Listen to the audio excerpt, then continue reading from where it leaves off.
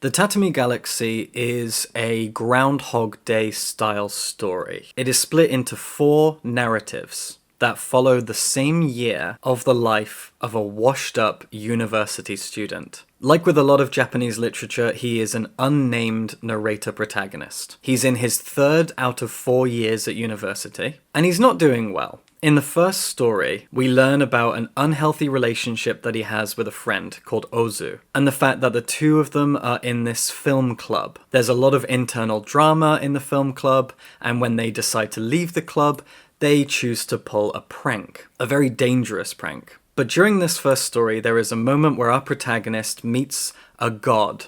The god of a local shrine in Kyoto at a ramen joint. And the two of them get to talking, and the god says that there's a girl that our protagonist knows, and he's trying to figure out whether or not he should kind of pair her with Ozu or our protagonist. Our protagonist does not have a good opinion of himself.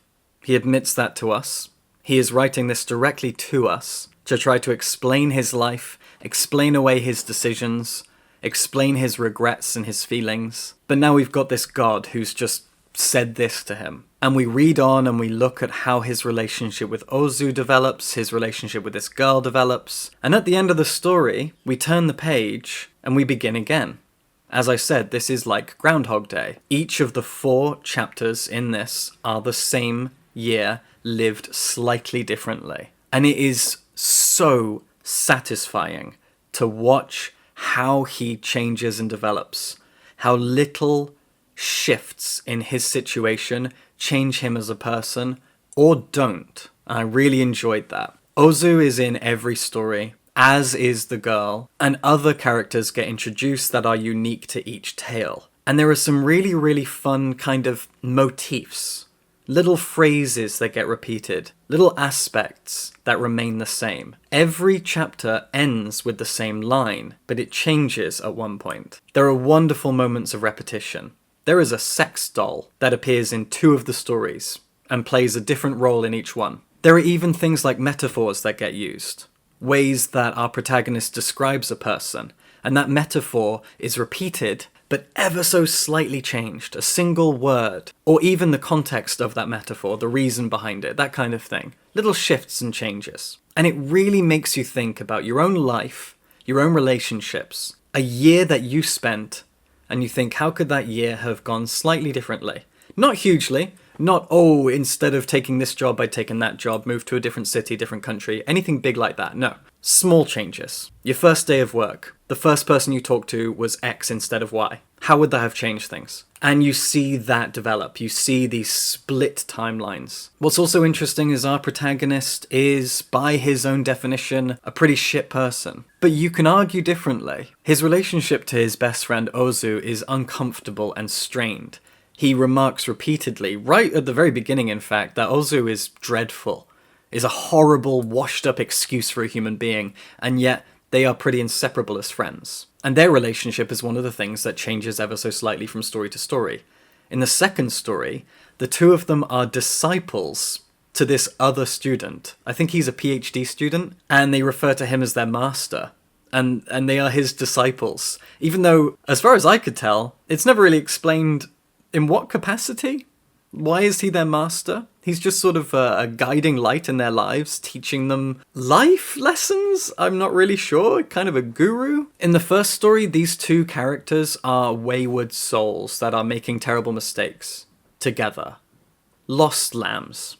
In the second story, that lamb metaphor is kind of appropriate because suddenly they have a master. And then it changes again in the 3rd and the 4th stories. These are just slight shifts. And there are even surreal moments. In fact, every story in this has a slightly dreamlike quality to it. The fact that there are these weird jumps in time, and the way that memories seem to overlap with modern day. Sometimes you can't tell if something is a memory, is a thing that's happening now, or is even a dream. And none of it is so trippy and strange as to be off-putting or confusing. It just gives a wavering quality to the narrative that I really, really enjoyed. And it really, really had me thinking about my own life. As any good literature does, you feel a bond with the character in some way, or with something that they go through, and you start to think, how could my life have been different? I've thought about this before. I've thought about all sorts of things. What if I'd studied something different at university? What if I had stayed at this job that I hated for 1 year instead of the 2 that I dragged out? But then if I'd done that, I wouldn't have met this person. A person I ended up dating. A person I ended up starting a business with. These are all real vague things that happened in my life, by the way. And I think about them a lot. I love my life as it is, and it scares me the idea of going back and changing one thing that would have unraveled everything that I have now. But then you also think, well, maybe if I'd done that, maybe if I had made that change, I'd be rich and famous now. But this book is far more subtle than that. It's about tiny changes, tiny shifts.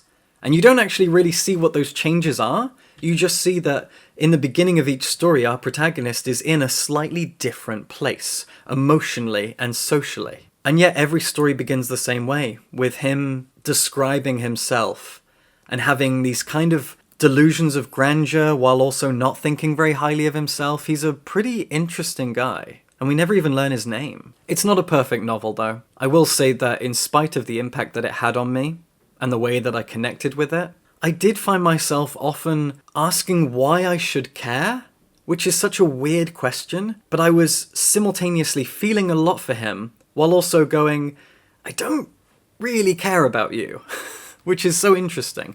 I had this intense attachment to the concept of the novel, and it had me thinking about myself and being introspective, while also feeling a detachment from the protagonist and the things that happened to him. Just kind of going, I don't care that much. In some ways, emotionally, the novel reminds me of Osamu Dazai's No Longer Human, which is an amazing and powerful and heart-rending book, but it didn't quite have that oomph, that pull at your heartstrings. This is still absolutely a book worth reading. I was just surprised by my own emotional reaction to it at times, where I kept thinking, okay, so... And that might have just been the frame of mind I was in while I was reading it. Regardless, this is a very, very smart, very, very satisfying novel that I absolutely recommend. It's brilliant in the ways that it changes and plays with our personal dynamics, our social lives, our attitudes to ourselves and the people around us. It's very satisfying. I think that's the word that I would focus on here. It is a satisfying story, and one that you'll probably get a lot out of in terms of introspection. So check it out and subscribe for books.